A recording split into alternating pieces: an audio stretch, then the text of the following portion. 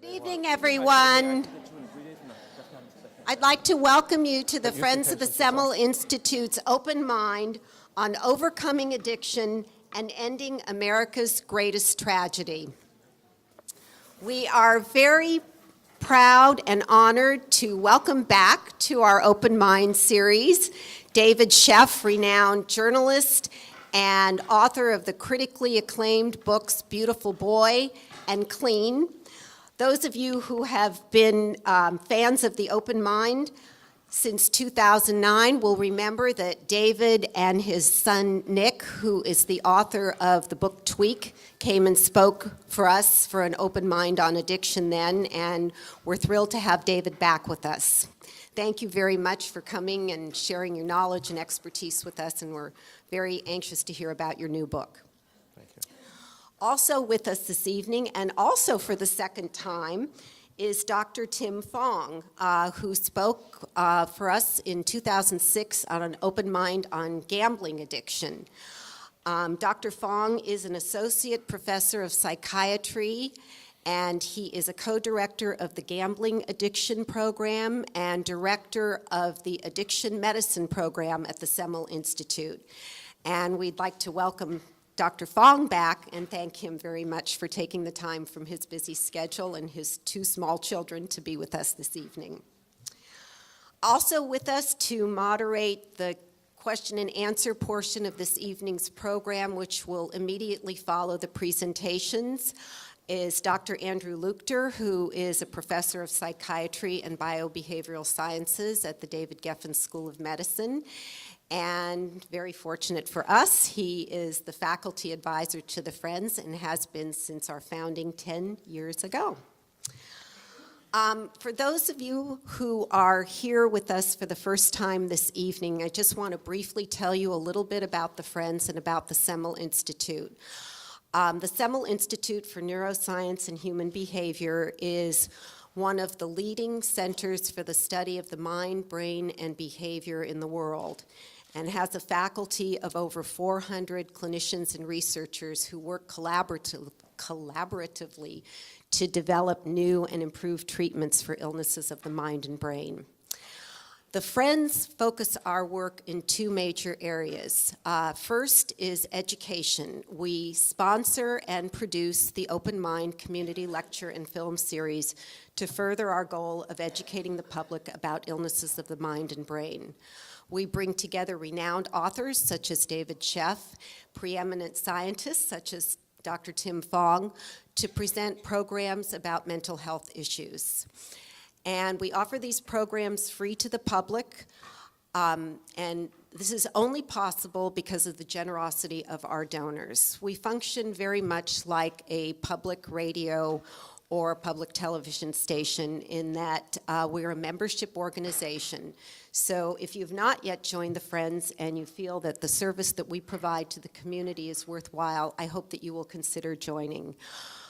You can join by picking up an envelope this evening or by visiting our website, friendsofthesemelinstitute.org, where you will find information about the Open Mind. You'll find a schedule of our programs. You'll find some pictures from past programs. You might even see your own picture on our website. And you'll also find information about the second area of our work, and that is our Friends Scholar Program. Each year, we fund the research of brilliant young scientists working to develop new cures and treatments for illnesses of the mind and brain that affect 1 in 4 adults and 1 in 5 children in any given year. And those are pretty staggering statistics, I'm sure you'll agree. This year, we're very proud to be able to fund 3 Friends Scholars. 2 of them are here in our audience this evening, and I'd like to introduce them to you. One is Dr. Erin Kelly. If you could just please stand.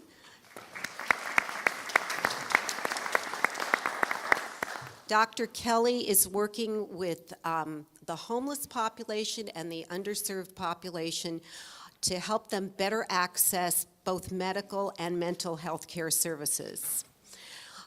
We also have with us Dr. Tara Paris. Please stand. And Dr. Paris is doing research in, she's working with young people with ADHD to determine which treatments are more effective and why they are more effective. Now I'm sure you're tired of hearing from me, so it is my pleasure to introduce to you David Sheff. As I mentioned, he is the author of the New York Times best-selling books Clean, Overcoming Addiction and Ending America's Greatest Tragedy, and the memoir Beautiful Boy, A Father's Journey Through His Son's Addiction. In 2009, David Sheff was included in the Time magazine Time 100, the world's most influential people.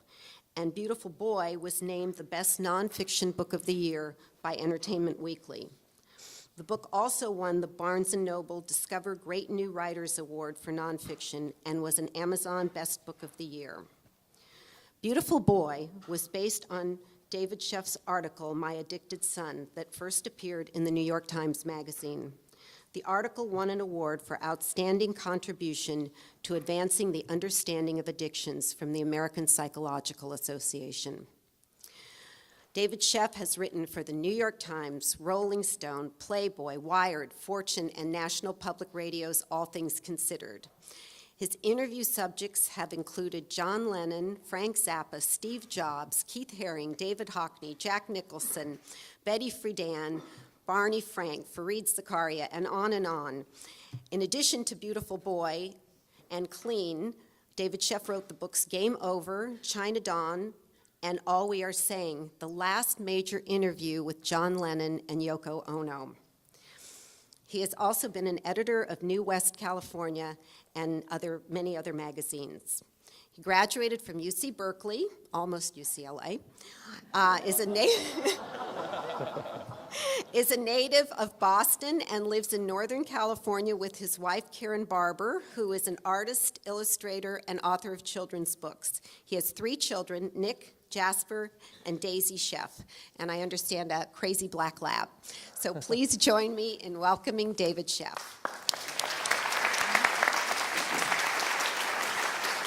Thank you, Vicki.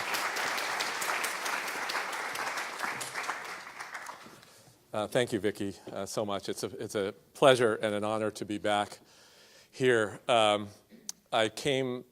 live up in sort of a little tiny beach town north of San Francisco, where we're sort of disdainful a little bit, pardon me, of LA, but not this part of LA. We're disdainful of sort of the whole, Hollywood sort of whatever.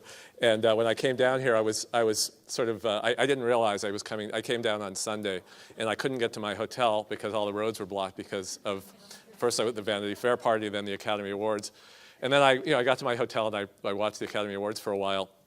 And I was looking at, at sort of the people that this culture considers our heroes. And of course, Matthew McConaughey spoke, and he talked about his hero was himself. And but the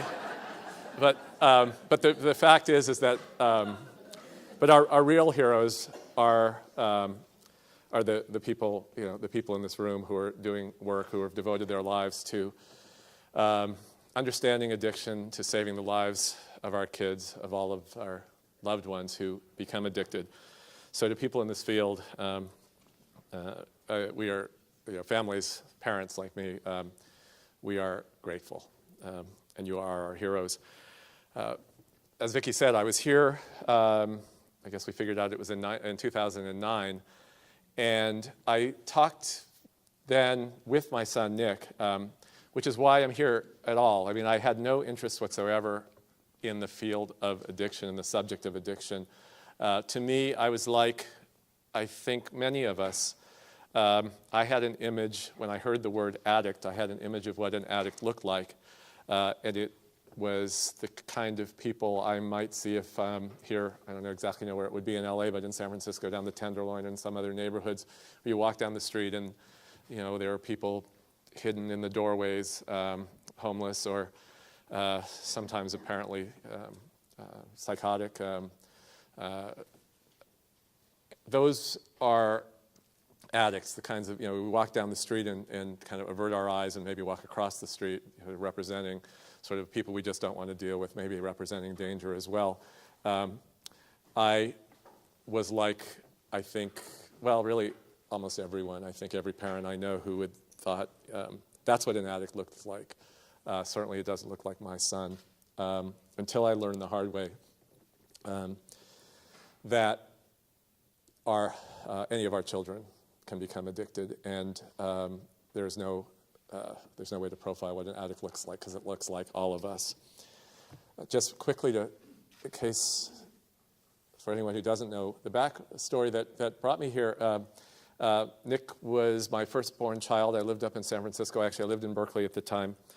He was he was just like, I think parents feel, he was this amazing kid. He was like the light of my life and this joyful child. And in Beautiful Boy, I tell some stories about the sort of unique personality that began to emerge as he grew up and went to school. In kindergarten, there was a period of time when he would only wear tights to school. And he, of course, was teased by the other kids who said, only girls wear tights, and his response was, Superman wears tights. And the other thing that I wrote about in the book that I remember well is another assignment this was an assignment from the kindergarten teacher, I think it was kindergarten, who asked the kids to write about themselves, about whether they lived in a house or an apartment, and what their parents did for a living, and who they lived with, all those kinds of things. And one of the questions they asked was, what color are you? And Nick's response was very earnestly that he's beige. As he grew older, when he got a little bit older, when he was about 10 years old, actually 11 years old, I was remarried at that point, and we had another child, this little boy Jasper, and a couple years later Daisy. So our family had expanded. Nick by then was in, I'll have to figure it out, I guess he was, would he have started high school? I guess he was in middle school. And he had by then headed off to college. And so I'm going to read for a second from Beautiful Boy. Howdy, Pop. God, I miss you guys so much. I can't wait to see you all one more day. It was the evening before Nick arrived home for summer vacation. Jasper and Daisy sat at the kitchen table cutting, pasting, and coloring notes and welcome home banners for his homecoming. They hadn't seen their big brother in 6 months. In the morning, when it was time to leave for the airport, I went outside to round them up. Daisy, wet and muddy, was perched on a high branch in a maple tree. Jasper stood below her. You give me that back or else. No, she responded, it's mine. There was defiance in her eyes, but then when he started to climb up the tree, she flew down the Gandalf doll he was after. It's time to go get Nick, I said, and they dashed past me through the house and into the car. We drove the hour and a half to the airport. When we reached the terminal, Jasper yelled, there's Nick. He pointed, there. Nick had an army green duffel bag slung over his shoulder. He leaned against a no parking sign on the curb outside baggage claim, lanky thin in a faded red t-shirt and his girlfriend's cardigan. When he saw us, his face brightened and he waved. The kids both wanted to sit next to him, and so, after throwing his bags in the way back, he climbed over Jasper and buckled in between them. In turn, he clasped each of their heads between the palms of his hands and kissed their cheeks. It's so good to see you, he said. I missed you little boinkers like crazy. To us up front, he added, you too, Dad and Mama. We drove across the Golden Gate Bridge. A river of thick fog poured below us and wrapped around the Marin headlands. Jasper asked, Nick, are you coming to step up? He was referring to his school's graduation ceremonies. The kids were stepping up, Jasper from second grade to third, Daisy from kindergarten to first. I wouldn't miss it for all the tea in China, Nick said. Why do I tell these stories about Nick when he was little, about these family moments, which in retrospect seem so trivial and so disconnected from what we're here to talk about? It's what I said before. It's because we have these images of what kids who become addicted look like. These are not our children. I thought this could never happen to me, not to my beautiful boy. We often hear parents of kids who become addicted say the same thing. I hear it again and again. He was a remarkable child. He was loving and funny and kind. Nick was all of those things. And so it completely blindsided me when one day I was looking in his backpack for a sweater or whatever it was, and I found a bag of pot. It broke my heart. It's not that I was naive about drugs. I knew about the ubiquity and the seduction to use them and the pressure to use them, but Nick seemed so young. He was 12.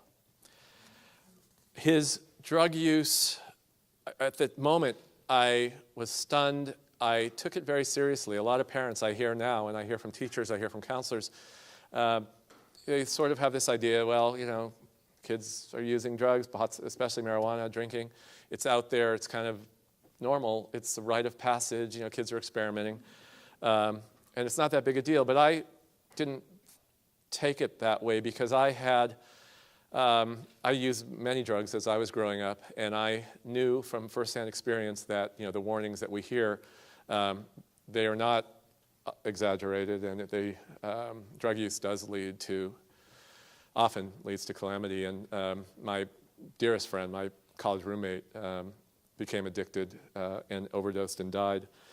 So I had talked to Nick about drugs. I'd warned him, and when this had happened, I went to talk to his teacher about it and the counselor at the kid's school, and they told me exactly what I wanted to hear.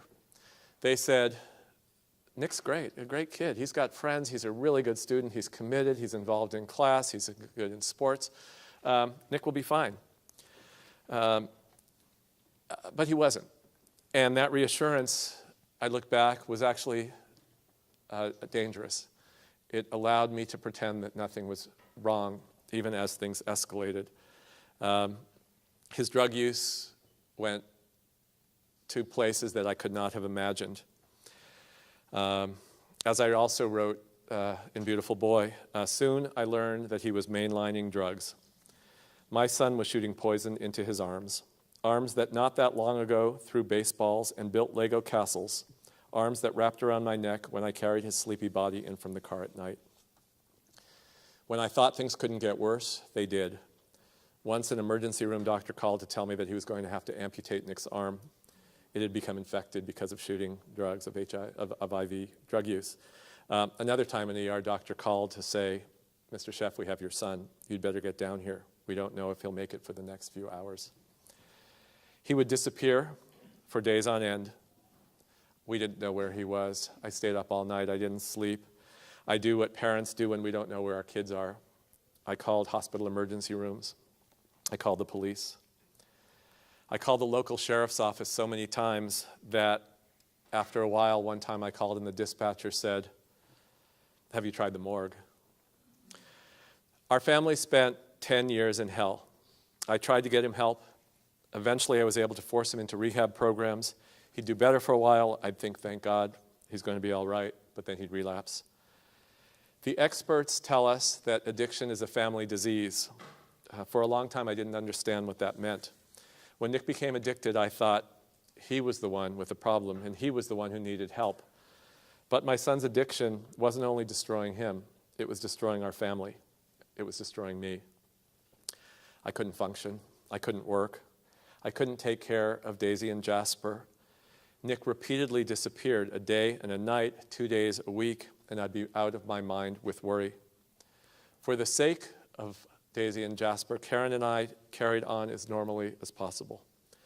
But not only were they confused and intensely worried about their big brother, they were traumatized because their parents were. When Jasper watched Nick being arrested, he was inconsolable. Even at that young age, his instinct was to protect his little sister. He wrapped around Daisy, shielding her so she wouldn't see Nick dragged away in handcuffs. When Daisy was in middle school, the teacher had the kids write about their childhoods for an assignment. She wrote, I was born into a lattice work of lovely oceans and hunched, shadowed vampires tangled together in an inseparable knot.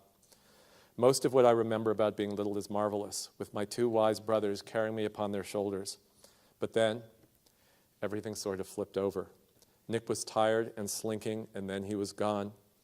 My strong pillar parents crumbled. Their pillar parents crumbled, and meanwhile, Nick's drug use worsened. Of course, I was terrified. As I said, I got him into treatment. It was never easy to get him into treatment. By the time I realized that we were in trouble, Nick's drug use had escalated. Nick was clearly addicted. I got him into a program. It was a 28-day program. I dropped him off. It was one of the hardest things I'd ever do. It was the hardest thing I'd ever do in my life. I got back in the car and I was trembling and I was crying. But I thought, this has been hell, but now it'll be over. I'll pick him up in 28 days and he'll be cured. Our lives will go back on course we'd planned. He'd go on to college. He'll be fine. But he wasn't fine, of course. He disappeared again and again. It was unrelenting. Hope would be followed by despair over and over again. And then Daisy and Jasper's graduation arrived. Though he'd promised to be there, he wasn't. I didn't know where he was. The school calls Jasper's grade and then the kindergartners. It's Daisy's turn. Will this year's kindergarten class please stand, he said. Daisy in a soft blue dress with smocking. The dress was Karen's mom's when she was little. Daisy rises along with her classmates. Will the next year's first grade class please step up? There is thunderous applause and foot stomping. This is the school's tradition. The kindergartners, when they step up to first grade, are greeted by a deafening roar. It's a poignant moment when the bottom tier is empty except for the kindergarten teachers who are alone, anticipating a fresh crop of 5-year-olds who will arrive in the fall. Inside me, there is a searing void.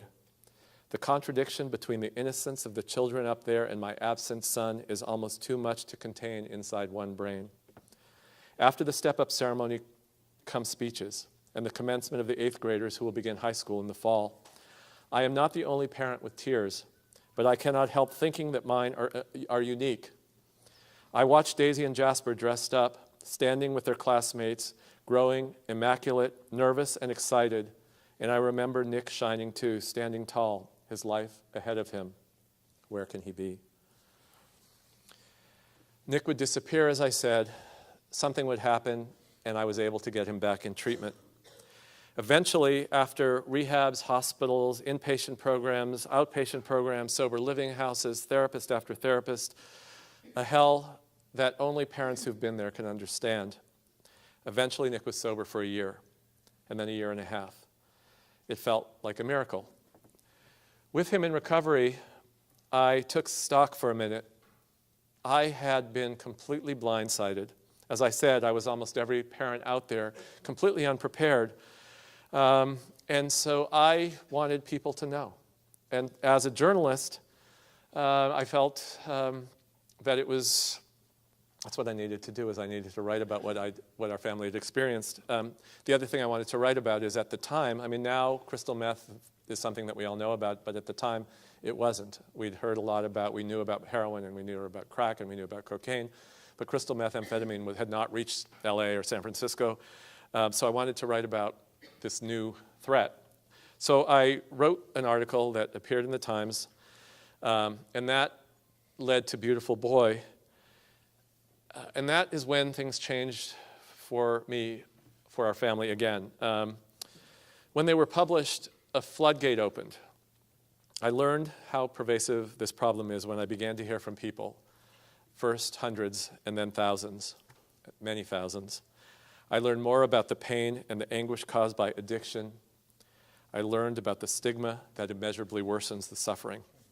And I learned more about the scope of the problem, that there are 23 million addicts in America, that 80% of our children will try some drug or alcohol before they're 18, that 1 in 10 of them will become addicted, that 350 people are dying every day.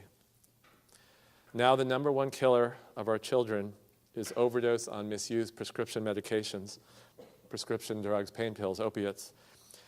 We're losing 1 person every 19 minutes. After cancer and heart-related deaths, addiction is the #3 killer. I learned the numbers, but mostly I learned about the suffering that the numbers can't communicate. I learned it and I relearn it every day. Every day when I hear from people, I learn more about the pain and the anguish that addiction causes. I hear from people They write me, I write them, I talk to them on the phone, I meet them when I go out. People whose lives have been shattered. And when I've met them, I learned something else, something that I could not have imagined it. It was incomprehensible when we were going through the worst of it. I learned that as bad as things got for us, we were among the lucky ones. And still, I'm reminded of this every single day when I hear from people, devastated people. Too often, parents or loved ones approach. I can see it in their eyes before they say a word. They show me photographs of their children, or they attach pictures to emails, or when the mail arrives, I open envelopes and photographs fall out like leaves that have died. They tell me about their children who haven't made it. They say, how did you get into our home? You told our story. Your story is our family stories, except our story has a different conclusion.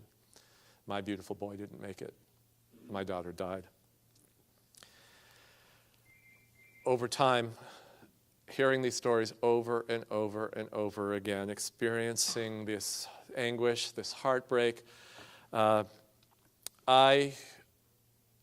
that point, I actually planned to go back to the career I had before, writing about business, writing about architecture, I was going to go back at that point and write a business book. But because of these people that I heard from and that I met, I couldn't let go of this. I had to understand what was going on. Why were we losing so many of our kids?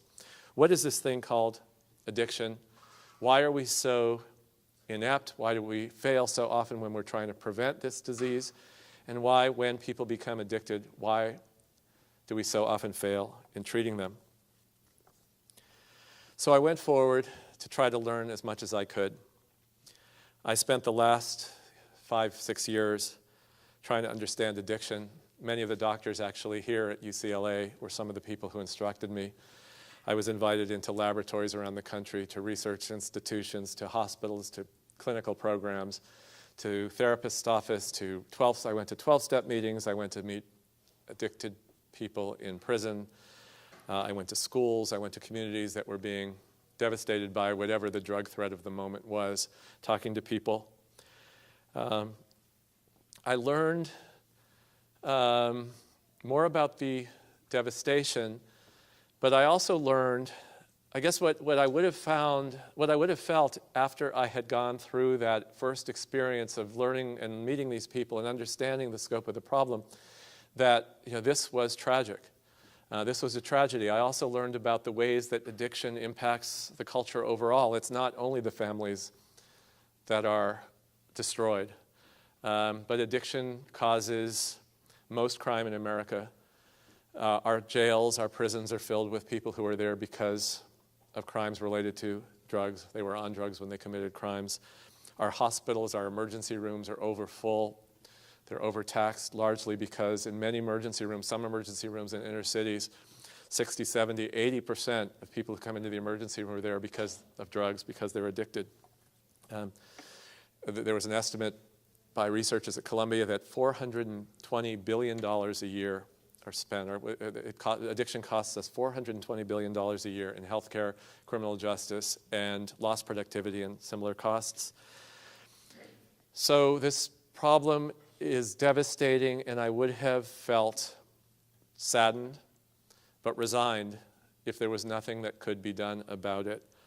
But instead of feeling that, I ended up feeling rage. I ended up feeling rage because every one of these deaths were preventable. Addiction is a disease that is preventable and we don't prevent. It's treatable and we don't treat. So I wanted to understand why. The book Clean is a result of the years I spent researching. I spent time trying to understand and explain what addiction is. I looked at the treatment system. I tried to identify why the treatment system so often fails. I tried to then understand, if we're failing, can we do better, and how we can do better. The book came out, and it came out exactly a year ago, and I braced myself for attacks about some of the stands that I took in the book. I expected some readers and some special interest groups to vehemently disagree with my stands, some of them including my stands on marijuana legalization, on the war on drugs. I expected some treatment professionals to attack some of the conclusions I made about, for example, the danger of the construct of hitting bottom and of cold turkey detox, and my conclusion that 12-step programs, while helpful for many addicts, are not helpful to some. I expected an attack by people invested in the current system when I presented conclusive research about the efficacy of pharmacology in the treatment of some addictions. But those subjects, when the book came out, turned to be far less contentious than my explanation. A couple chapters I spent explaining that addiction is a disease. I was shocked. Many people were vitriolic when they responded. Their vehemence and their anger caught me off guard. A man wrote, "I have no sympathy for people who make bad choices, and that's what addicts do. They're derelict and must be treated as such." It's simple, another person wrote. People make choices in their lives. They make good choices or bad choices. Their choices are informed by their consciences or their lack thereof. Addicts have chosen their own pleasure over everything and everyone. Last month, when the brilliant actor Philip Seymour Hoffman died of a heroin overdose, just like all of us, I was heartbroken. There was no way to have it be anything but heartbreaking. It was horrific. But I did hope that maybe there was one good thing that could come out of the death of somebody that was so beloved. I thought maybe his death would lead to a national conversation about addiction. Addiction is everywhere. It devastates individuals, families, communities, and our nation, and yet it's rarely discussed.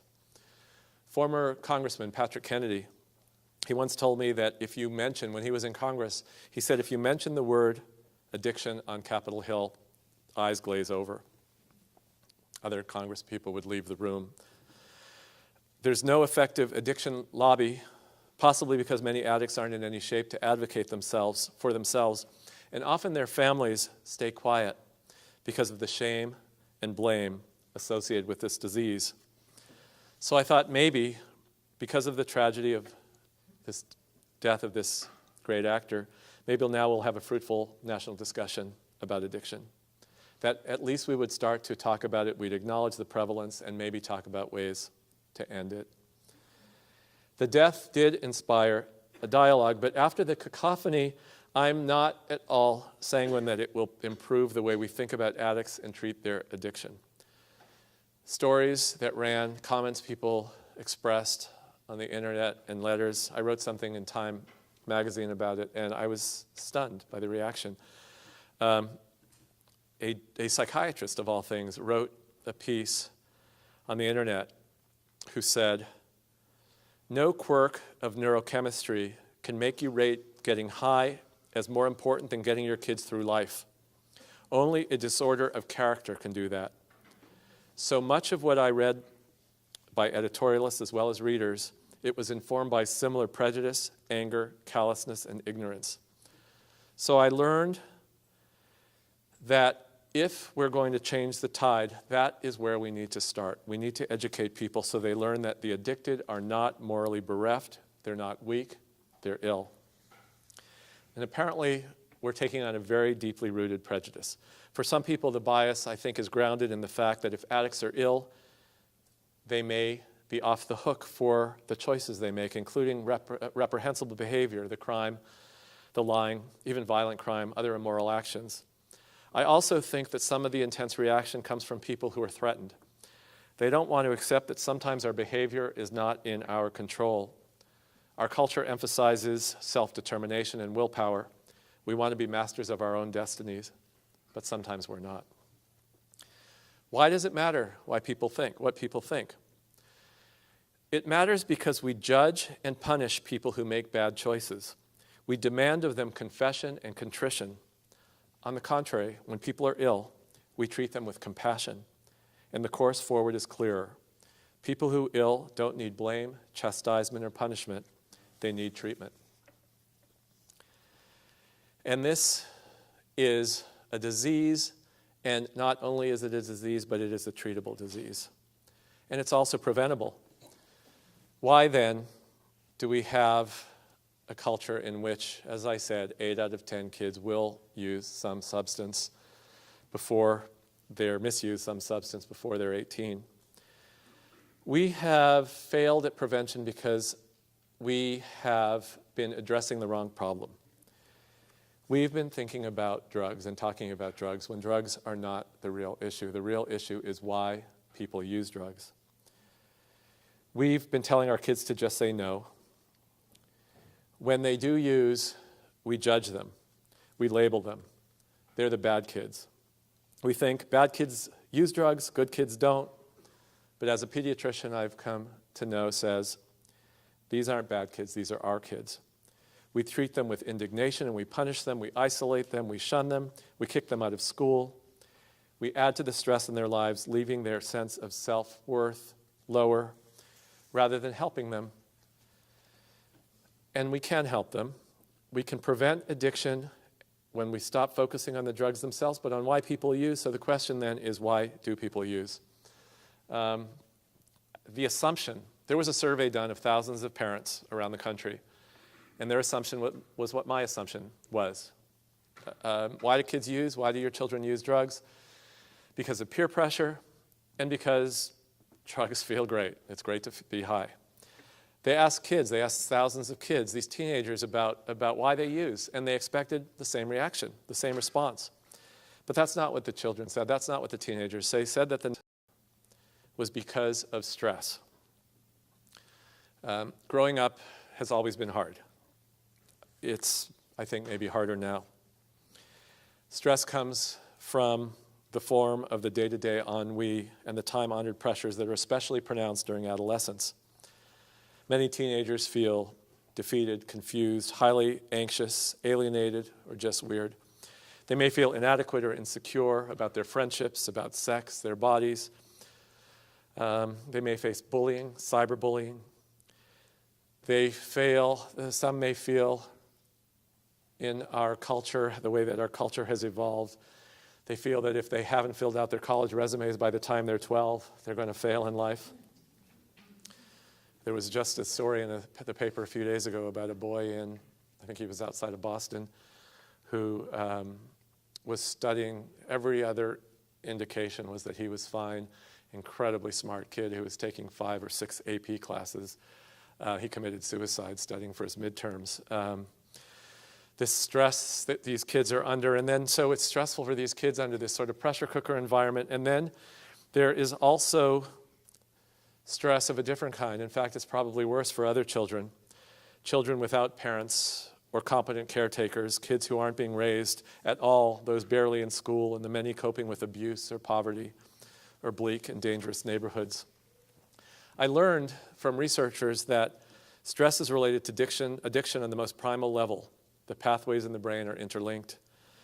So with addiction, we're fighting against what can seem like an inextricable connection between drugs and stress. And then we add to that what else we learned.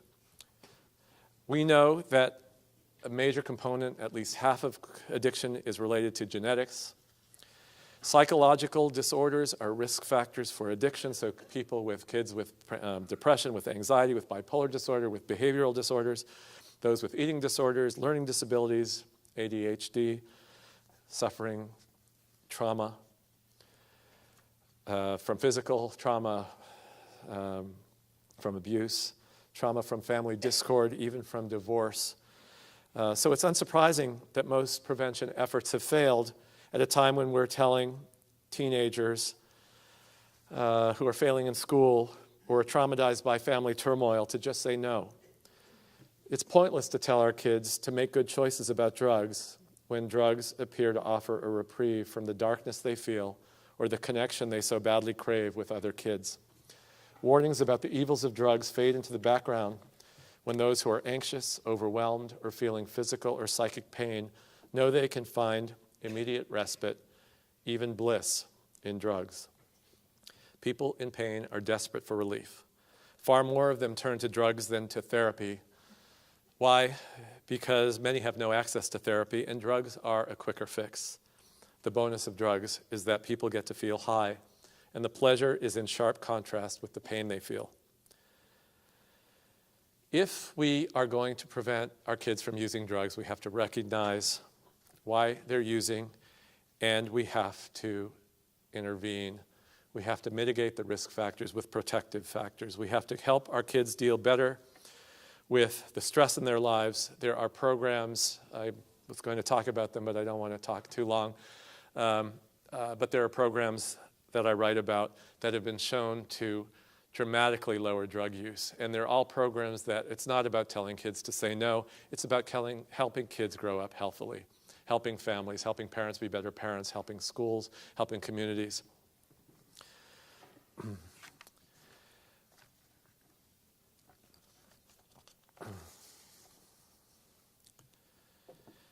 The other thing I learned, addiction is preventable, it's also treatable.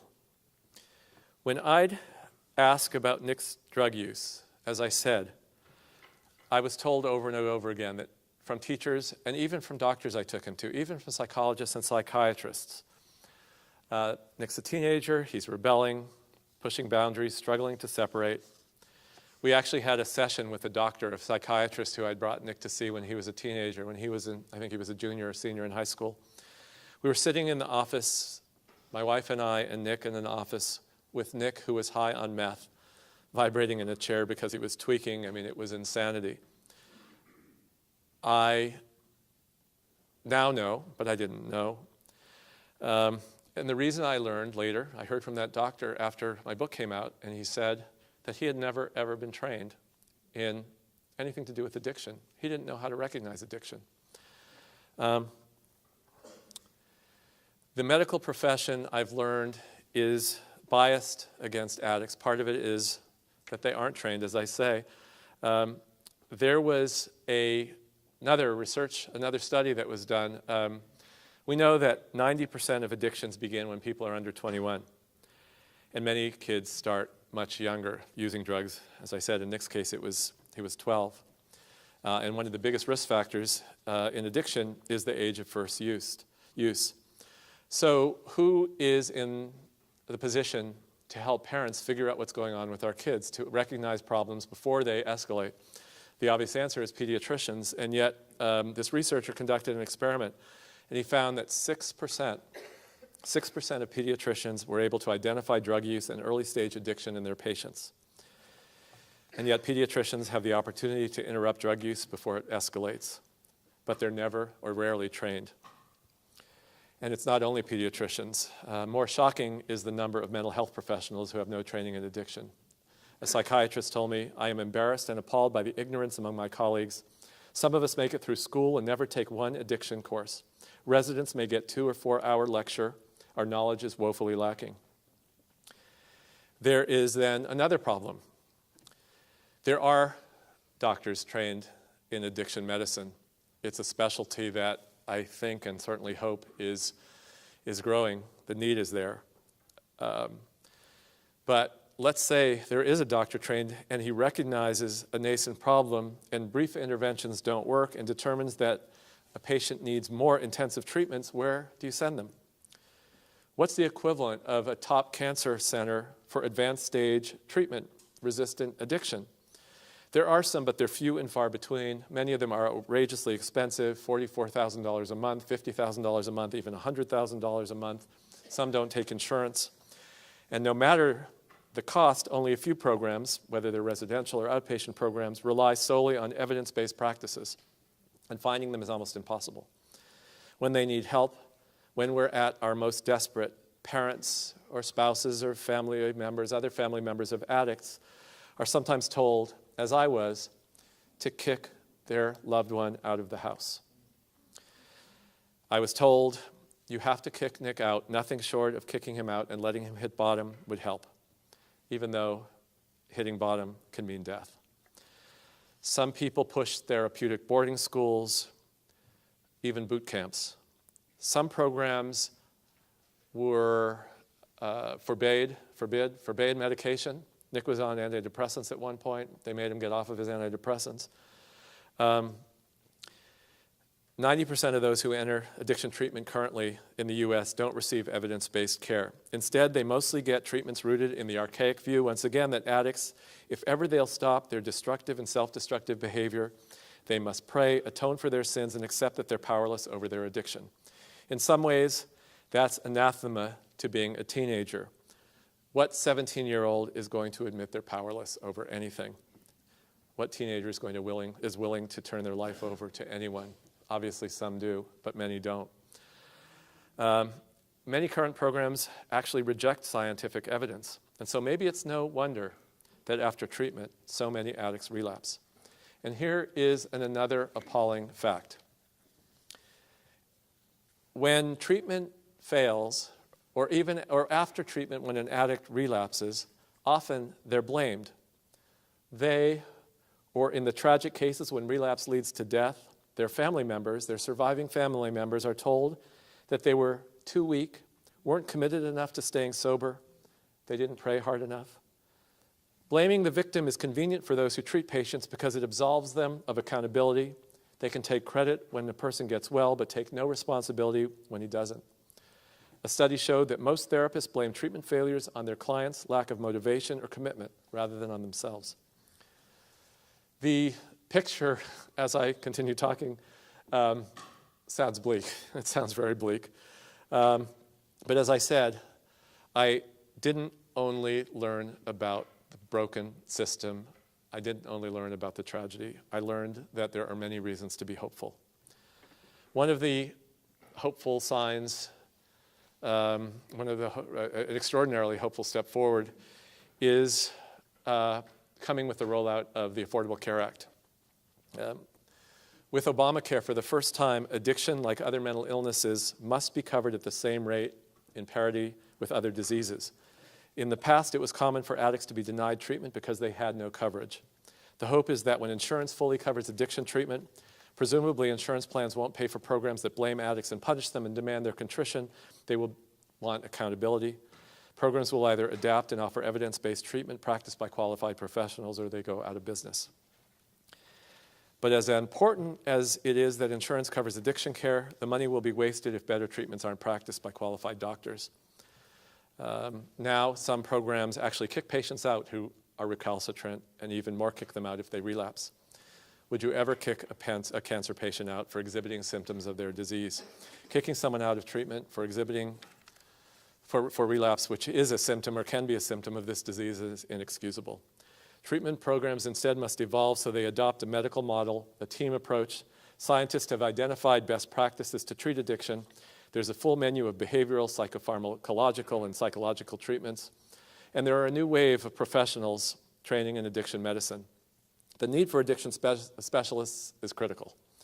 The American Board of Addiction Medicine has certified 3,000 doctors, but there are 23 million addicts. Things are changing, and they're changing more as we talk differently about this disease. I talked about the misinformation, the misunderstanding, even the resistance to the idea that people who are afflicted with addiction are ill. But that is shifting, and there's studies that show that people are coming around, even though it is really slow. People need to be addicted. People need to learn that those who are addicted are sick. And that will happen more and more as we change the way we talk about this disease, and when we actually do start talking about this disease in a different, and not only in a different way, but when we actually start talking about it. When this was happening in our family, I didn't tell anybody when Nick was addicted in the early stages because I was ashamed. I thought, what would people think of me that my son was an addict? I must be a terrible father. I didn't want them to think badly of Nick, so I kept it quiet. And we are ashamed, and so we keep this disease quiet. And because of that, things don't change. I'm from San Francisco, and I was there in the 1980s when the AIDS crisis swept through our city. Two of my dearest friends died. The community quickly organized And it led to a movement of people who declared that they would not tolerate the status quo. And they mounted a campaign based on the understanding of the fact that silence equals death. Silence does equal death, and it equals death for addiction too. And I am sensing that people are tired of the silence. There is a growing grassroots movement, an outcry of people affected by this disease who will no longer tolerate, they will no longer hide in the shadows. They're organizing in communities around the nation, circulating petitions, lobbying their legislators. Grassroots organizations in several states, each started by parents who've lost their kids to drugs, have succeeded in pushing through legislation for Good Samaritan laws. Now they're working in other states on other initiatives, such as making naloxone, Narcan, a medication that can reverse an opiate addiction, making that widely available and funding local treatment facilities. People are organizing to educate their communities when a new threat strikes. For example, an epidemic of heroin overdoses, when there is a flood of kids getting sick because of synthetic marijuana, a combination of prescription medications, cough syrup. There has been an overdose death and 2 suicides related to kids up near where I live who were using OxyContin in combination with drinking bottles of cough syrup. People now are identifying candidates for office who commit to work with them to improve prevention and treatment in their communities. So things are changing. And it's changing because of the lessons that we are learning who have gone through this, who are learning the hard way about the danger of silence, the danger of stigma. My view is that stigma is the biggest roadblock to changing a system, to creating a system now that recognizes that addiction is a disease and that people must be treated based on a medical model. People hear about using addicts, about chronic relapsing, but they don't hear about addicts in recovery. So they don't know that this is a treatable disease, that people do get better. They also don't know how pervasive the problem is because we keep it secret. Another harm is that addicts already feel terrible about themselves. If they're encouraged to keep their disease hidden, then they must have something to be ashamed of. And how do they often treat their shame? With more drugs. When Nick became addicted, as I said, I kept it a secret because I didn't want anyone to know.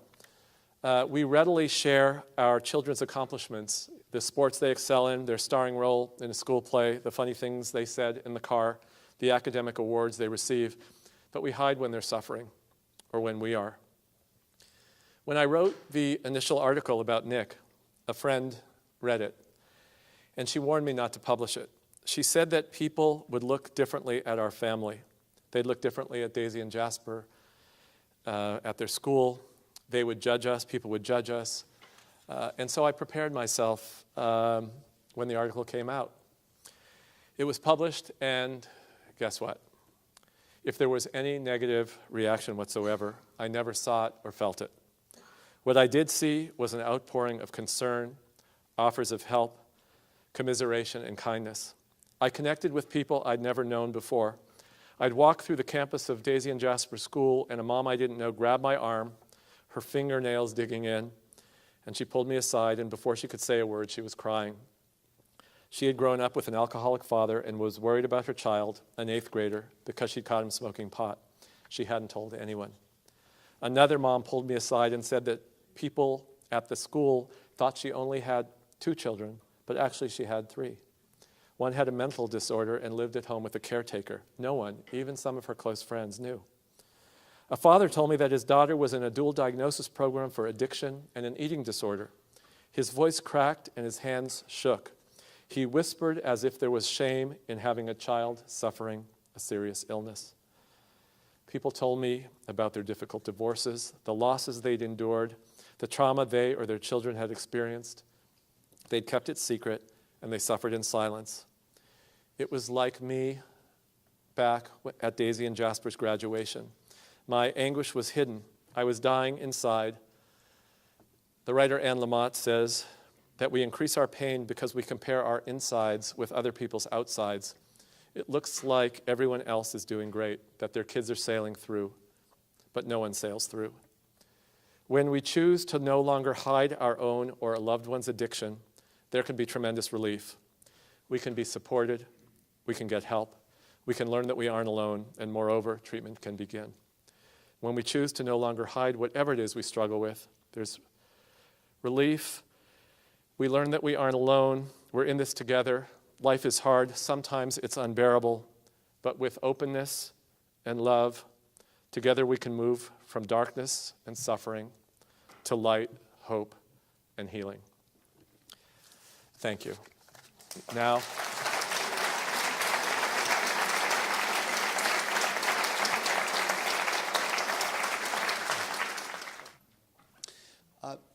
David is exactly right that addictions are preventable, they are treatable.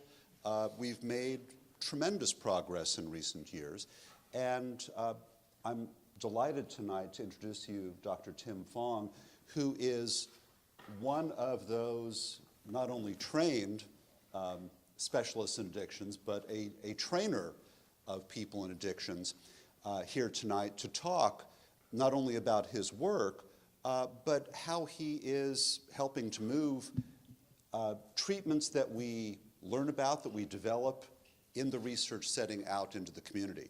Tim is an associate professor of psychiatry at the Semel Institute. Tim is actually a native of Chicago, but had the common sense to escape the polar vortex. And knew a good thing when he came out here and decided to stay after his residency, and actually became the first graduate of our Addiction Medicine Fellowship in the Department of Psychiatry. After his fellowship, Tim joined the faculty, has moved up steadily through the ranks, is now, as I said, an associate professor, director of our addictions medicine program. Tim is one of those guys who wears a lot of hats. You sort of wonder when the guy sleeps. He is not only a graduate of our program, but also now the director of our Addiction Medicine Fellowship, which has recently been renewed, reaccredited, and he is overseeing the training program of a variety of mental health professionals. He runs our addiction medicine clinic, the gambling studies program, is really overseeing just a whole host of activities that are aimed at doing exactly what David was talking about, training the next generation of people who can go out in the community to treat and prevent these kinds of illnesses. So with that, let me turn the podium over to Tim.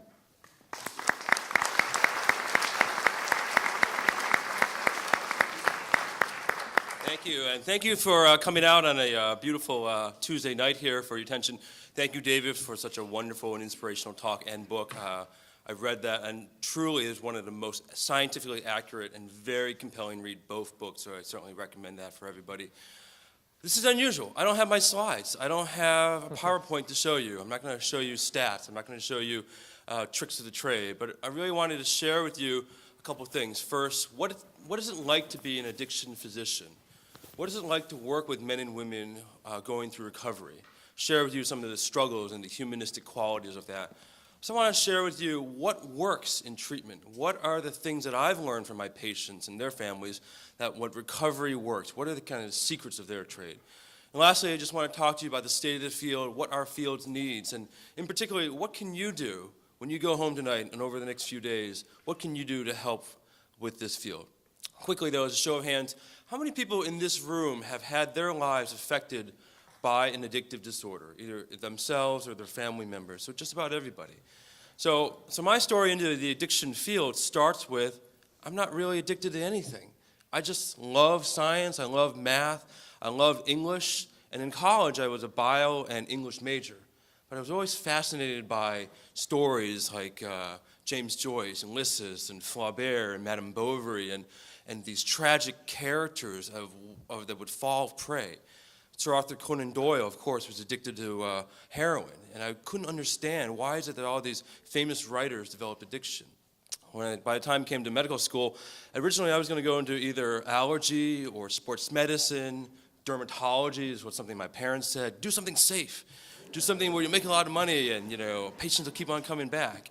And then between the first and second year of medical school, I had an opportunity to go to the Betty Ford Center out there in Palm Springs. And I did it between first and second year of medical school, not because I was interested in addiction, because I wanted to play golf. I wanted to go out to Palm Springs and play golf. That 1 week changed my life forever. The very first night we were there to learn about addictions.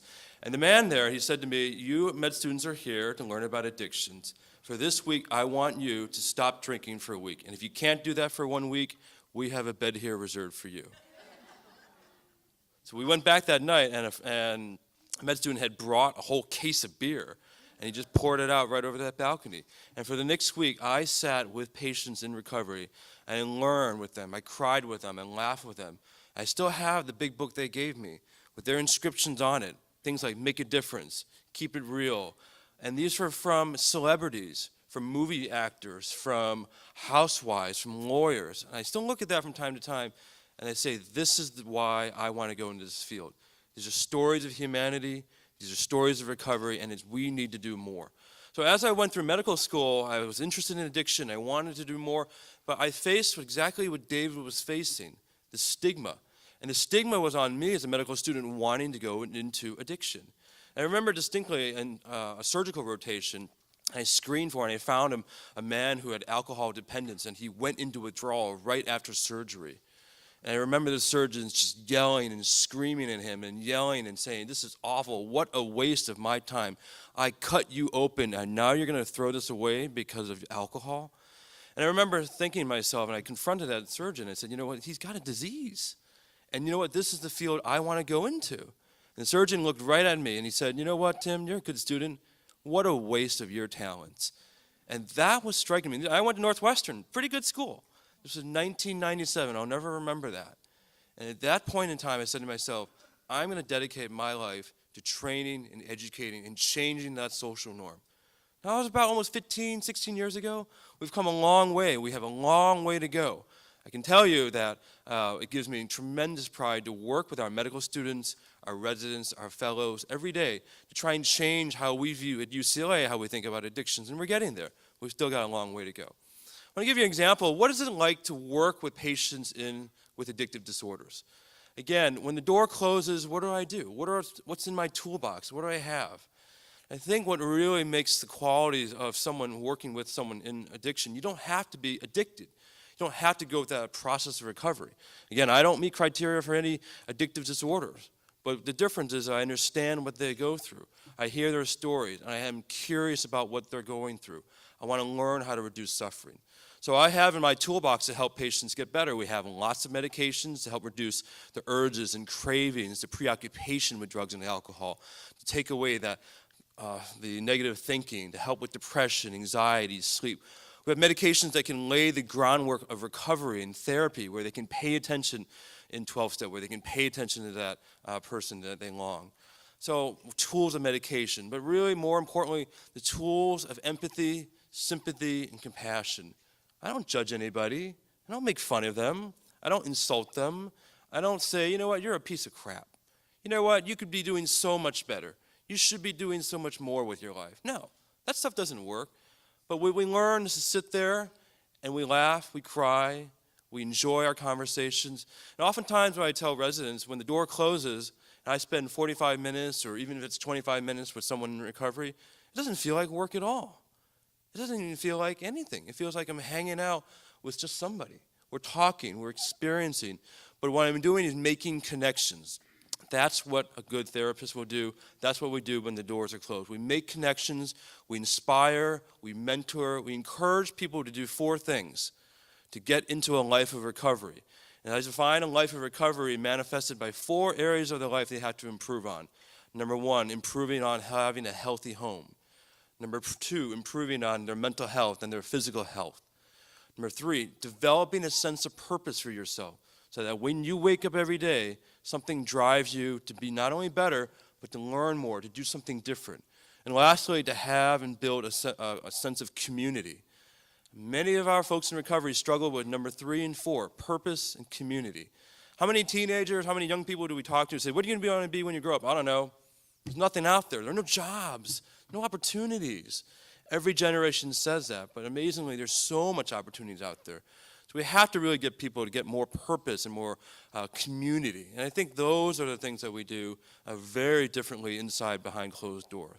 We get people to go to recovery. We get people to go to meetings. We get people to go to therapy.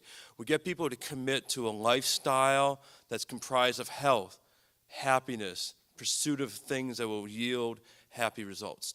So when the door closes and when the patients go on their way, yeah, I'm always struggling with, am I worried about he's going to follow through my directions? Are they going to show up next time? Since I started doing this work 15 years ago, there's been about 25 deaths that have happened under my care. Now, on one hand, you're like, oh, geez, 25 deaths. I'm not going to go see that guy. Forget it. But you know what? This is part of the disease of addiction. People do die. We try and prevent. We try to do absolutely our best. Oftentimes, med students say to me, how do you do this work? How do you work with men and women that, by definition, their disease causes them to lie, cheat, steal, manipulate? How do you deal with that? I say, well, how do you, I'll tell them a story. I say, when I started working with cancer patients, or diabetic patients, or asthma patients, or patients with sickle cell, I couldn't see myself working with those men and women every day either. Or my very good friend who's a GI doctor who said to me, the reason I went into GI, a gastroenterology, I love stool.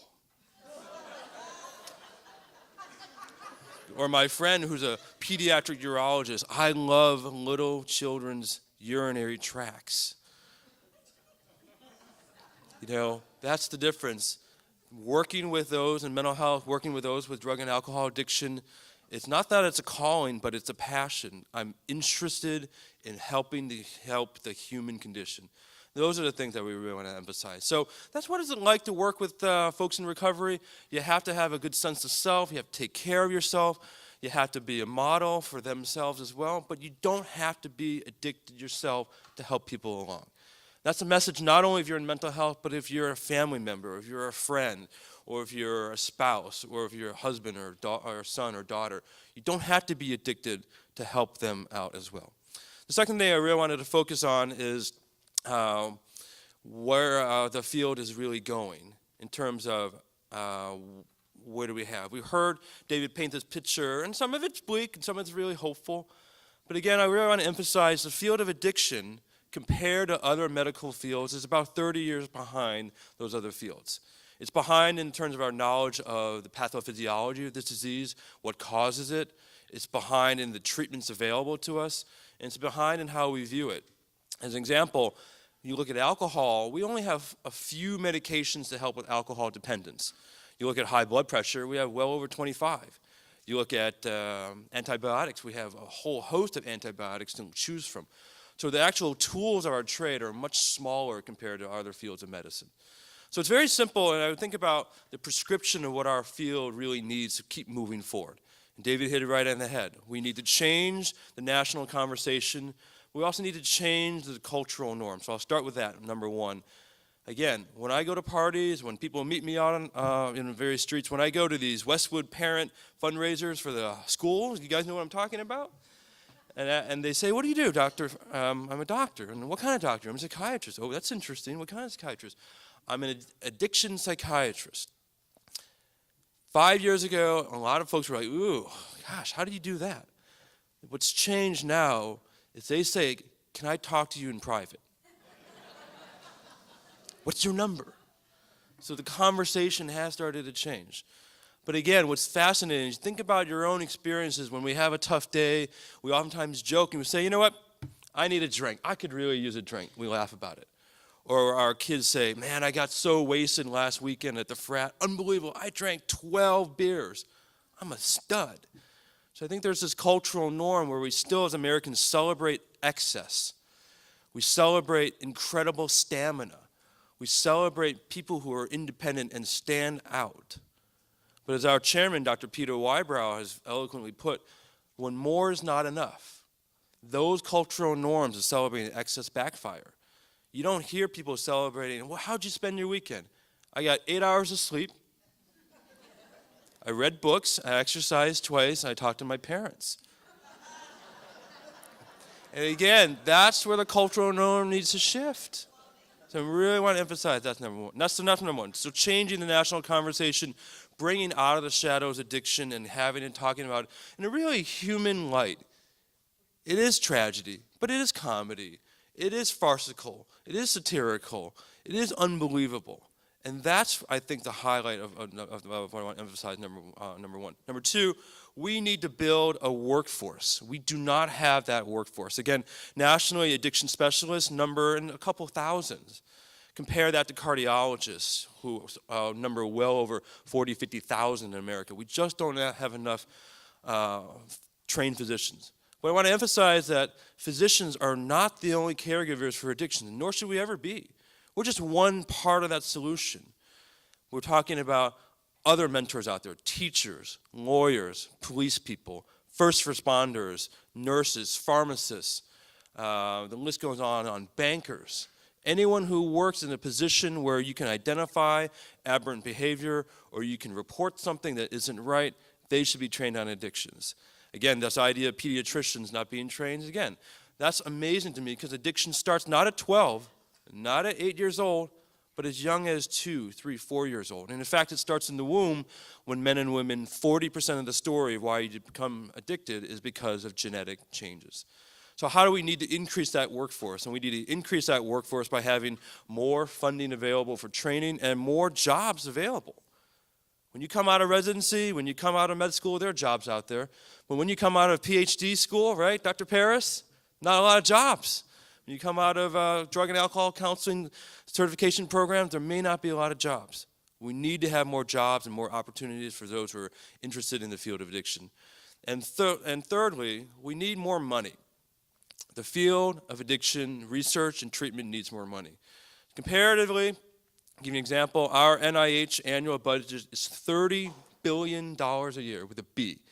The budget for National Institute on Drug Abuse is $1 billion. The budget to study HIV-related conditions is $5 billion. Yet so many more Americans die from drug and alcohol-related causes every year than they do from HIV. Again, without money, you can't develop solutions. Also from the private side, we can't just blame our government for not investing. The private sector has not invested a lot into the training, the research, and finding solutions. Why? Because it's not really a bottom line issue that a lot of companies will say. I've sat with a number of pharmaceutical companies say, well, the work you do, Dr. Fong, is fascinating, but you want me to develop a medication for gambling addiction for men and women who voluntarily enter in this condition, who lie, cheat, and steal, and we're only talking about a small percentage of the population, and the vast majority of them are unaware of their disease? This doesn't sound like a winner to me. That's what the drug companies have said to me. But the proof is, if we look over the last few years, we've seen a revolution in medications. In fact, there's several medications that now are in the top 20 of all drugs prescribed, really highlighting the need, the hunger out there for help. So we need more help financially, we need more help in terms of human capital, and we need to change the social norms. That's a big task at hand. We're slowly getting there, and I think, again, by books like that David has written, we'll change that. Now, it's fascinating to me. I could sit in my office and write these scientific journals and write these articles that are peer-reviewed, and maybe a couple hundred people in the world will ever see it. David could write a book, and 700,000 copies can be sold. This is the power of conversation. This is the power of talking about these issues. Again, I want to applaud David's strength and courage for putting his story into words and having the story shared. There's no way I could ever have done that, to be able to put my ideas out there and get it spread out there. So that's very, very important. And lastly, I just want to emphasize and finish with just a couple comments that I have about what, again, keeps me going in this field. Again, what are the secrets that those, quote, in recovery have told me about how they've made it? And again, every patient is different. Every person's recovery story is different, and that's fascinating. But time and time again, I hear common themes. I was sick and tired of being sick and tired. I was done with this. I was ready to move on. So you hear like an internal switch that happens. Now, they might call it rock bottom. I don't. I say that's a moment in time when your brain has come up for air and said, I will not take this anymore. So it starts internally. But number two, every single person I've had in recovery, it's never done in isolation. They have friends, they have family, they have a recovery network, they have a sense of purpose, they have opportunities. I know when I'm working with a client that doesn't have those, that they're in trouble, that their story probably won't end well. But it's very difficult when you're in recovery to reach out if you have anxiety, if you have depression, if you have fear, if you have shame, if you have stigma, to reach out and build those things. So that's really why it's so important to me to find more opportunities where I can have folks in recovery match up with other folks in recovery to learn and to develop connections there. Lastly, they'll say, I've built a team of professionals. I have therapists, I have physicians who are monitoring me, who are watching me. I have people who really care about me. Again, those are the things that those in recovery are saying. But lastly, I want to end with something that a patient sent to me on an email a few weeks ago. It was so touching. And she was someone who came in, very high profile individual and struggling with Vicodin addiction and taking up to 10, 12 tablets a day, taking up a lot of time, hurting her liver, just her whole life experience taken away from that. Through her own work, through her recovery work, she's been able to stay sober now for several years, been able to stay in the industry she's in and been incredibly successful. And she writes to me very simply, the thing that mattered was when I first met with you, that first visit, you didn't laugh at me, you didn't treat me any differently, you gave me an open ear, but you treated me as a person. And I always remember that. Not as an object, not as a patient, not as a number, but as a person. And she said, that's what made me realize that I matter, and that inspired me to enter recovery. I heard that, and I said, I had no idea I had that kind of influence. But we all have that kind of influence, not just physicians, not just therapists, but we all do as people. And I really emphasize that we need to get back to doing that on a daily basis, making a difference, talking to people. And I saw something in CNN today, and I'll end with this whole initiative about how to end loneliness. And it said, just say hello.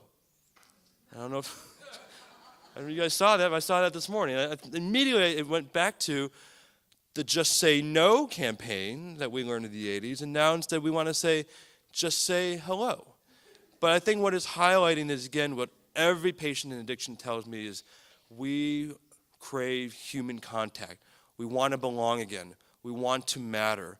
We want to be meaningful, and we want to have sense of purpose. So those are my three things I want to talk about, but I definitely want to open it up and hear more from what you guys have. That's the best part. So why don't we have David come on up here as well, and Dr. Luker will moderate and give us some of your questions. So thank you again for your time and your efforts for coming out.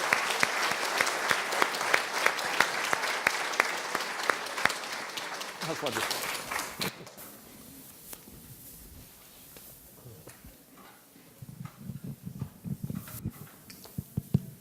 Okay, thank you very much, Tim. We have a few questions. I think we can get out of here by 3 in the morning or so. A lot of the questions have to do with Nick. Actually, one of the most common questions was, what's he doing now? Well, as I said earlier, we're one of the lucky families. I mean, Nick, I'm lucky, first of all, to have my son at all. He's just celebrated his 6th year clean, which is a miracle.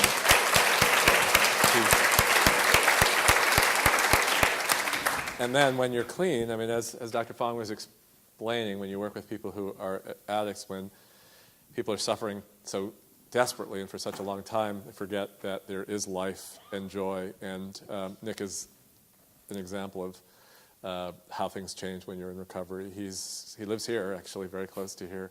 He got married a couple of years ago to not his high school sweetheart, but his middle school sweetheart. They hadn't seen each other for about 22 years or something, and they re-met.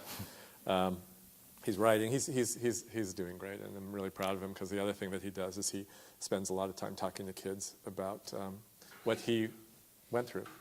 So, thanks.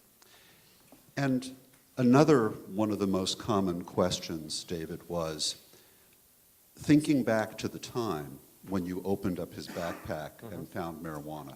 You know, a lot of questions had to do with, well, what should I do when I find that? But one of the common questions was, what would you do differently now? I would do everything differently. The first thing was, I said, I found this marijuana in his backpack. It was confusing, this idea. We live in a culture where, we kind of aren't sure. Is it okay for kids to smoke pot? A lot of kids smoke pot. It's everywhere. When Daisy started high school. She was so excited about starting high school. It was such a big deal. She arrived at high school her first day, and she came home crushed. And she said, everybody smokes pot. Everybody gets high. And I said, that's not true. No, not everybody gets high. And she said, well, everybody who's cool gets high. And that is what our kids are dealing with. And we are confused as parents. Now I know about, first of all, I would not have listened to the teachers who said, don't worry about it, it's not a big deal, it's normal. And the other thing I wish I had known what I now know about the risk factors that I talk about. Because Nick had them all. Nick's grandfather, there's addiction in our family. His grandfather, one of his grandfathers died of alcoholism. It was the work, it was like days of wine and roses. A story I think is important to know is that when Nick was finally this goes back to both the treatment system and also is about how complicated addiction is.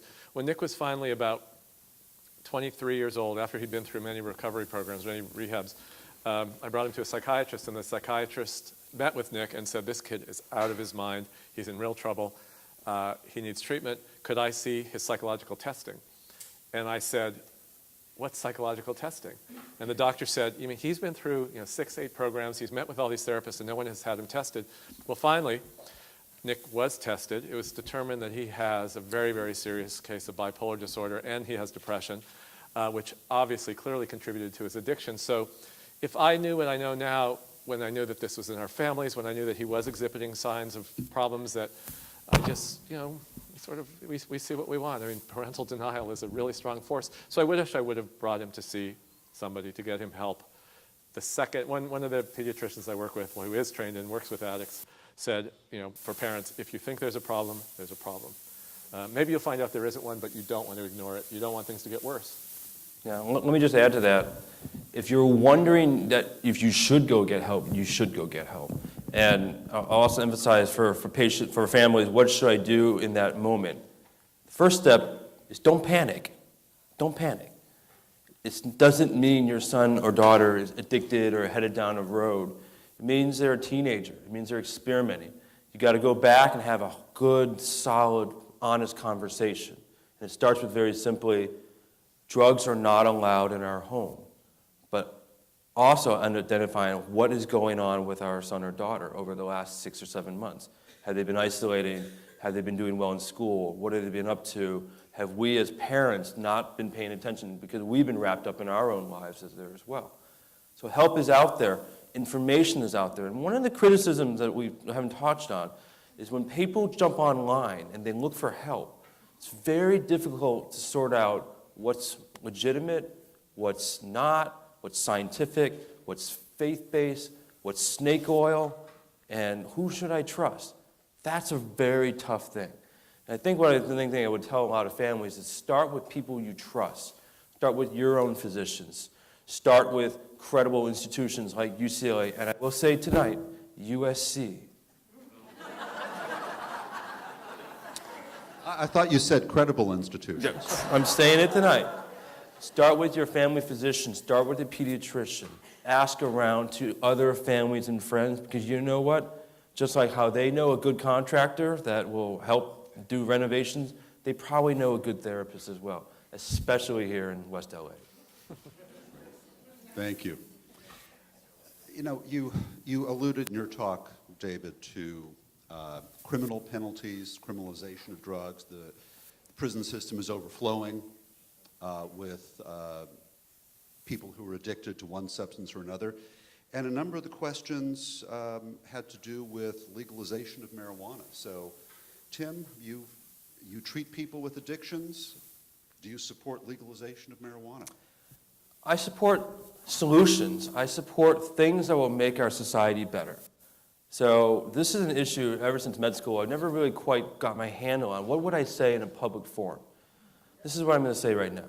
I support a legalization plan that makes scientific sense, scientific-based legislation, evidence-based legislation. Unfortunately, many of the policies I've seen written, or many of the states that do have it, it is not evidence-based legislation. By that I mean there are a lot of very interesting things about legalizing marijuana that are not true with alcohol. For instance, regulation, distribution, what percent of THC should be available, how do you monitor it?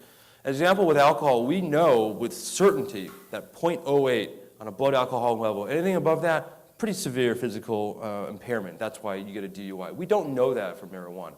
We don't know how to distribute it, how to regulate it. We don't have infrastructure around that. We don't know the long-term consequences of marijuana use. We know that we kill, as a society, 500,000 Americans every year from tobacco-related deaths.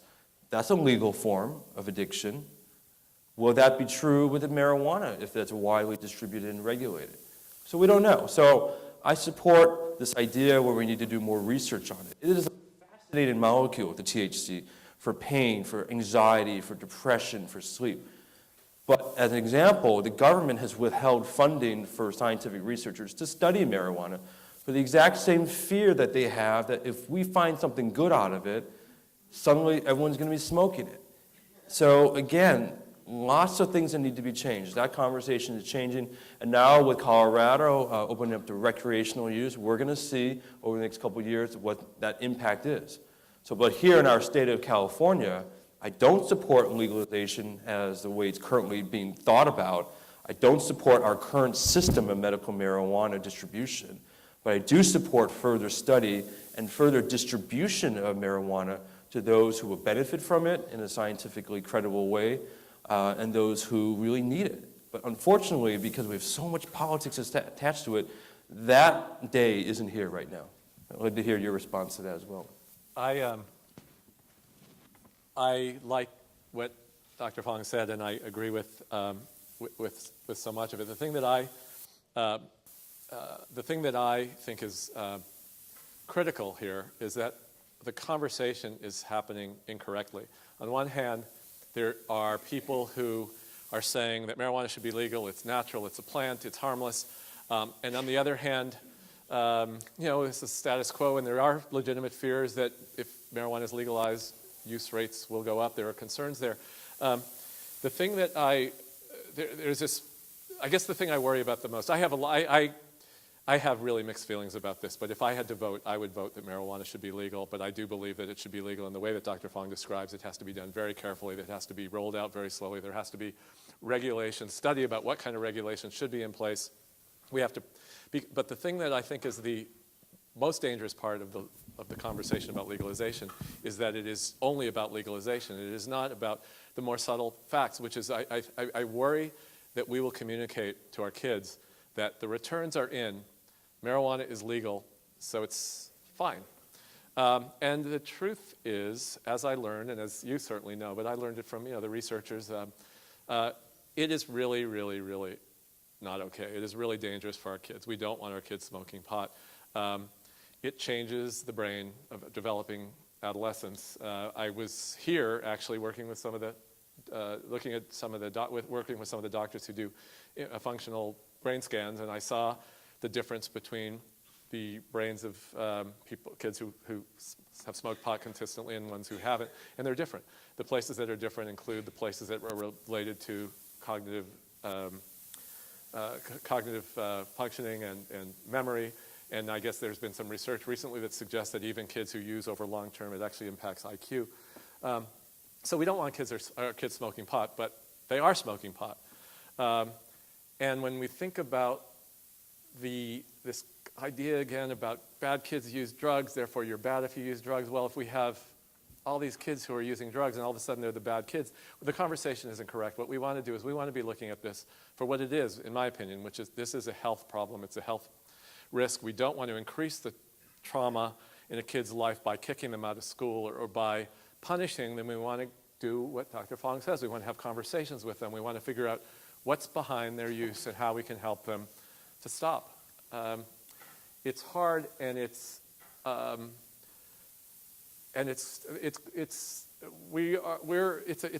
risky path because it is being so divisive, and I think that in some ways the conversation is a bit of a red herring. It's putting the horse before the cart. A lot of what both of you touched on had to do with the politics of drug abuse, the politics of treatment, and the fact that politics frequently get in the way of science. I'm struck by the scientific literature that shows that if you reward people not to use drugs, they'll either decrease or stop drug use. So for example, if you actually pay people who have terrible cocaine or meth habits to, for every day they're abstinent, they will likely be much more abstinent. That is abhorrent to a lot of people because you're paying people for what some people consider should just be good, normal behavior. Thoughts on this? One of the, I think he's no longer here, Dr. Roll? Yeah. He's not here anymore? It's in Washington. Well, when I was doing my research initially, I did meet a doctor here who was doing a lot of research in this idea of rewarding for abstinence, and it made no sense. It's completely counterintuitive.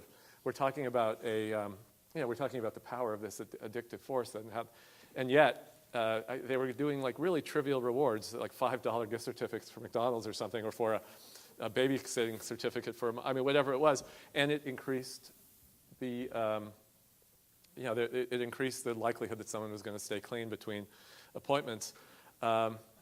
So the idea that we're paying somebody to stay, go for, I guess anything that works, and the people, there is such a moral thing, this idea that, that we should not, I mentioned this campaign now to make Narcan available, this medication that if somebody is addicted, in theory, if Philip Seymour Hoffman had this drug with him, and if he, there's no way to know, of course, in any specific instance, but if he had this drug with him and he was conscious enough to understand that he was in trouble, and if he was able to administer this to himself, he may have survived. It would have maybe bought him some time. And yet there are people, the same thing. It's sanctioning drug use if we give people medication that acknowledge. It's the same thing that people feel often about needle exchange. The problem is huge in anything that works, and the fact that this contingency management stuff works, to me it's a no-brainer. I don't know as much about the details and the science as you do. Yeah, and again, the scientific term is called contingency management, and it's been shown to work not just for specific drugs, but all alcohol, drugs, even gambling addiction, smoking, things like that.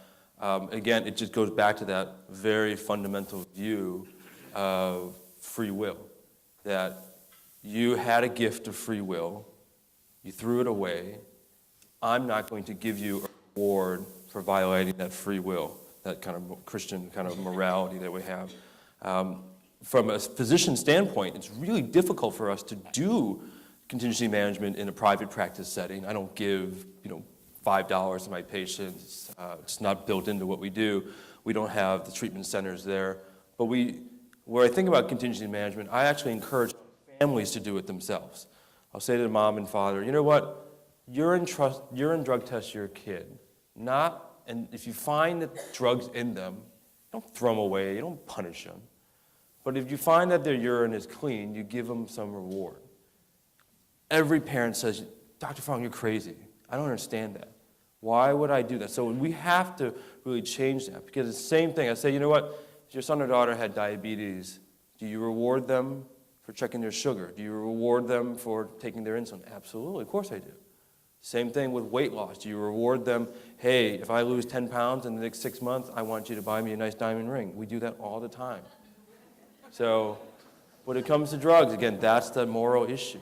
But what's fascinating is, in addition to contingency management, we now have a whole host of psychological and behavioral therapies that work, that are evidence-based.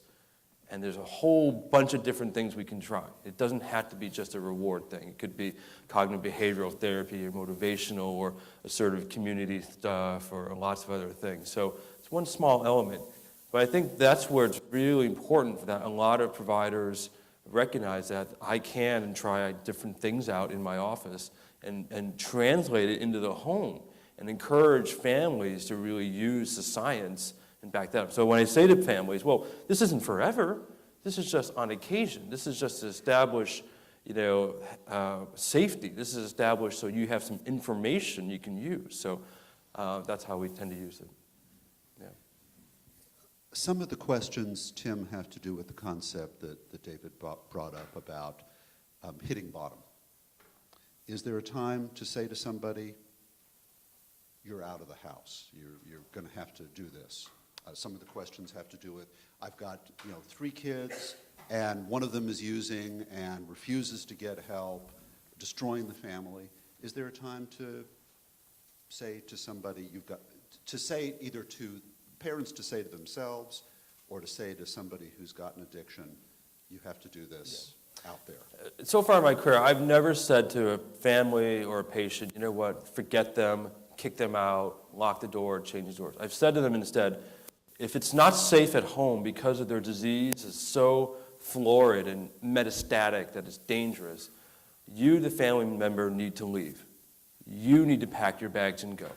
And that's always met with, why isn't me? Why am I the one that has to go? I said, because this disease, when it's untreated, will do horrible things to your family. This isn't your family member anymore. This is your family member who has a disease.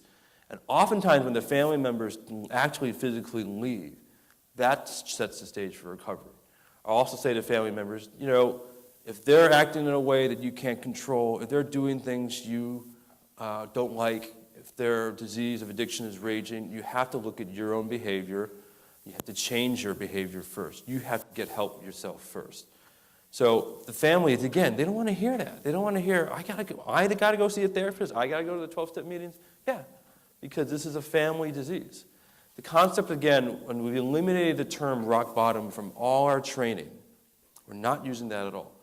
We're talking about conditions of recovery. And we're saying to our trainees to focus on, tell a patient or a family member, it's not that your son or daughter has to hit rock bottom before they get better. We just have to find the right conditions of recovery. And sometimes the right conditions of recovery include the parent physically leaving the home. A brief example, I had this actually happened with a patient of mine and battled in a really bitter gambling addiction, and he refused to stop. The wife was feeling so helpless. She threatened him, she threatened to leave, she did all these things, but it wasn't until she physically left him, stayed in a hotel for a week, did he realize that his disease was serious enough to get help. So that's an example where, by definition, you think any other severe medical illness, think Alzheimer's, dementia. You can talk to someone with severe Alzheimer's all you want. They're not going to remember. They're not going to follow directions. They're not going to do the basic things that they used to do when they were younger because of that disease. This is no different with addiction. When they're in the throes of it, when they're in the midst of it, their disease is raging. You can't have, by definition, a normal conversation with a rational person at that time. So that really bothers me when you get these stories a lot, when families say, we've been advised by interventionists or by our therapists to throw away the key, to threaten him that if he uses it again, that we're going to throw him into jail. No, that doesn't work because it hasn't been shown to work. And so instead, that's why we try and use some of these other more, what I call updated and modern techniques. Well, Tim, I was actually going to ask you that advice about the family leaving home. What about if we're talking about a teenager who's raging out of control? I can't imagine the parents and the kids are going to leave the kid in their house. Well, I'm sure they would love that. I'm sure they would love that. We're going to the Four Seasons. You deal with it. I've done that for one evening. I don't recommend it necessarily. Four Seasons is terrific. I will say this. This is where child adolescent psychiatrists come in. They are experts in their specific fields. I'm not a child adolescent psychiatrist. I have 2 small boys as well. Again, I don't know what it would take for me to leave or to change. What I can tell you is this, what we say to our family members. If they're a teenager and they're under 18, that's not their house. This is your house. These are your rules. These are the parents' rules. These are the structures that you need to live on. And in fact, you might think you know better, but you know what? You don't, because you're not an adult yet. And that's why you're not out in the free world. That's why you can't vote. I'm your frontal lobe. I'm your brain. It's kind of like the Cosby Show. Remember in the 80s? Why was the Cosby Show so popular? Because there were episodes like this when he would say, I'm the father. I'm in charge. And I encourage family members to take back your home. Take back, not be victims. Empower yourself. Install help at home. Example, we've had a family say, you know what, if you can't control the kid and you're not going to kick the kid, bring in more help inside the home. Just like if you had a severe Alzheimer's patient, you would get more home help. So there are like sober companions or sober folks who can come into the home and help navigate things. Remove the privileges. Phones, cars, money, internet, these are not necessities of life. These are privileges. And yet it takes an incredible strength and a consolidated front between husband and wife to say, no, we will not tolerate this behavior. Or, you know what, we're so concerned that what we're seeing here are signs of an illness that we're taking you to this doctor whether you like it or not. They don't have a choice. So that's just my perspective. I mean, again, you know, there are a lot of other different approaches, but that's how I think about the teenage person in addiction. I was just going to say that it's a really important question because so much of the treatment system is based on this idea of tough love and somebody has to hit bottom. And I actually believed it. But I have gotten so many letters from parents who said, I was told I had to do it. I was told I had to do it. It was against every single thing in my body, and I shut the door on my child. And I will never forgive myself because my kid was out there on the streets again. I was staying with other kids who were using and didn't make it. It's so dangerous, and it's worth repeating because it is such a prevalent misunderstanding out there. I mean, that idea has been discredited. At the same time, you know, if you've got other children in the house, you have to protect them. You still don't want your child out in the street. You've got to find some place, at least do everything you can to find some place where they can be safe. In just a couple of minutes, we're going to have to wrap up because we do want to give David a chance to greet you all out in the foyer and sign books as well. Many of the questions in this very big stack of cards, just tear your heart out.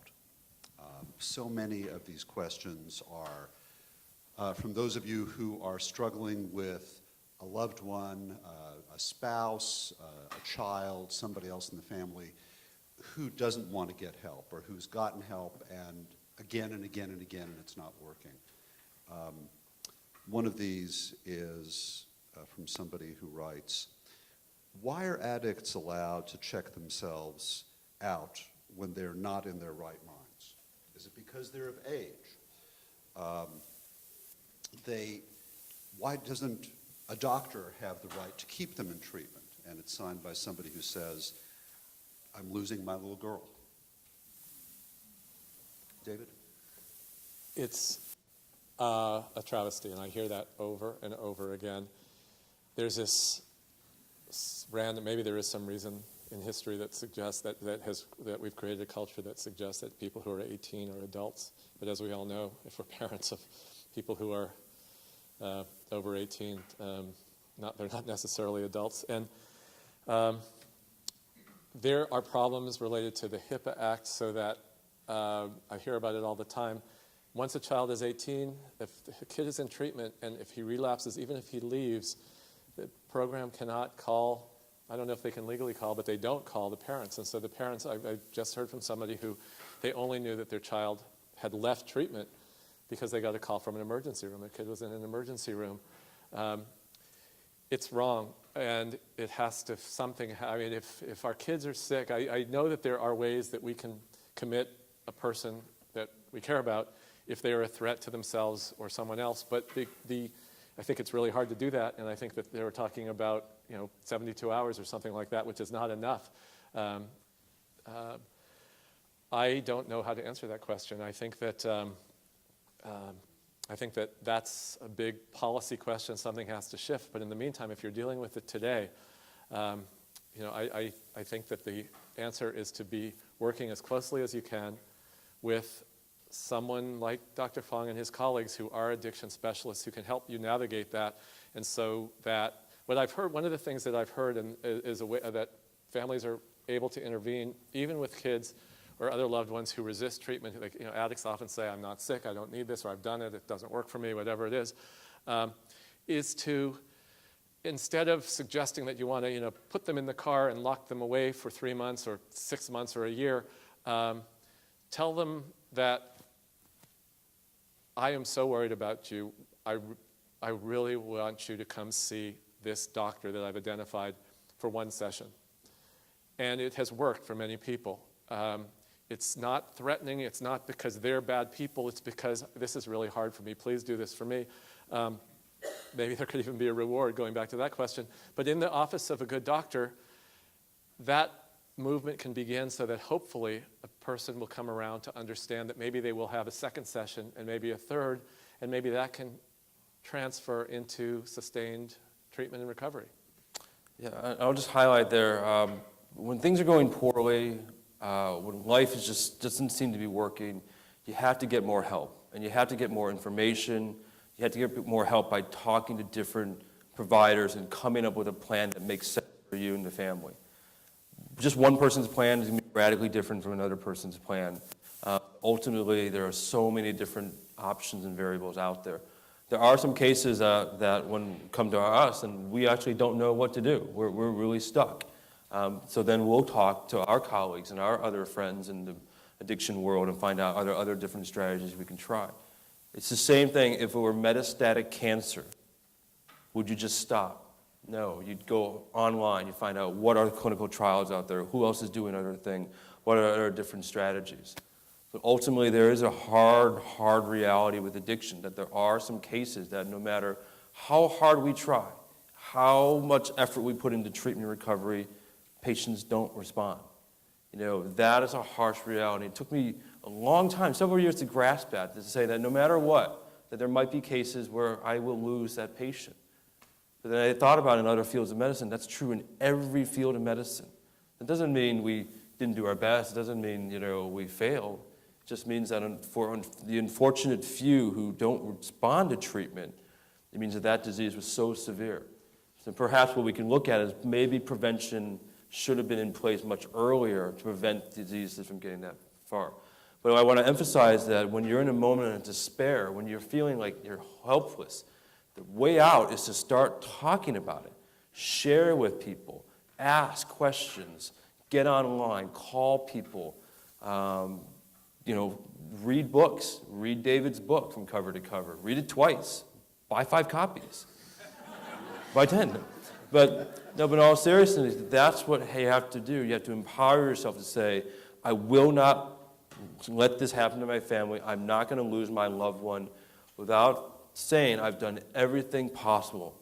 I had after one of my patients died, I had a kind of a meeting with the parent, and I was just so distraught. And the parent said, "Don't worry, I'm not going to sue you.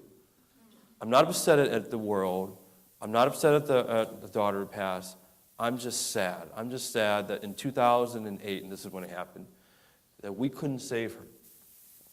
And I always remember that, thinking, well, that's so profound, because for whatever reason, we have this belief we can save everyone. And we want to, but that isn't always true.